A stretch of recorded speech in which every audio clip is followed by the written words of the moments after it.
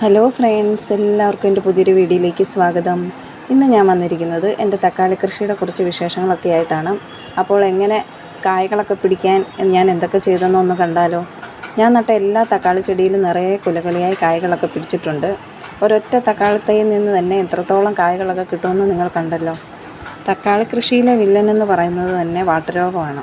പക്ഷേ ഈ പ്രാവശ്യം ഞാൻ അതിൽ നിന്നൊക്കെ രക്ഷപ്പെട്ടു പോയിട്ടുണ്ട്.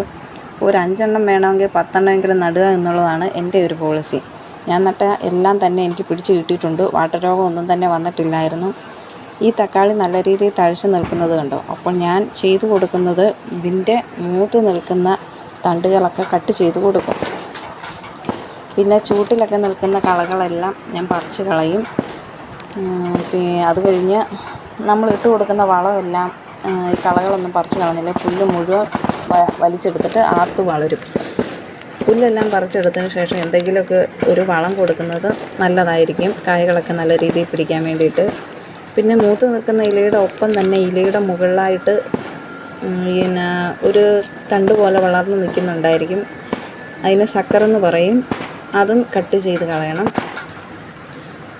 ഈ സക്കറിനെ നമുക്ക് വീണ്ടും തൈയാക്കി മാറ്റാൻ സാധിക്കുന്നതാണ്. കുറച്ച് മണ്ണെടുത്ത് ഈ തണ്ട് നട്ടു കൊടുക്കുകയാണ്. അതിന് വേരൊക്കെ വരുന്നതായിരിക്കും.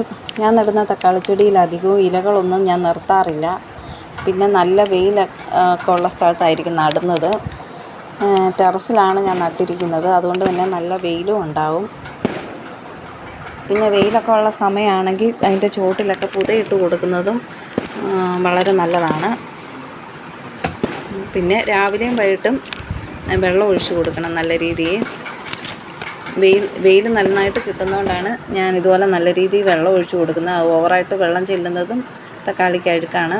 അപ്പം പിന്നെ ശ്രദ്ധിക്കേണ്ട കാര്യം എന്ന് പറയുന്നത് ഇതിന് നല്ലൊരു സപ്പോർട്ടിംഗ് സിസ്റ്റം കൊടുക്കുക എന്നുള്ളതാണ്. ഒരു കമ്പ് നാട്ടി കൊടുക്കുകയോ ചരട് വലിച്ച് കിട്ടുകയോ എന്തെങ്കിലും ഒന്ന് ചെയ്യേണ്ടതാണ്. ഇല്ലെങ്കിൽ ചെടികൾ താഴെ വീണ് നശിച്ചു പോകുന്നതാണ്, ഒടിഞ്ഞു പോകാനും സാധ്യതയുണ്ട്.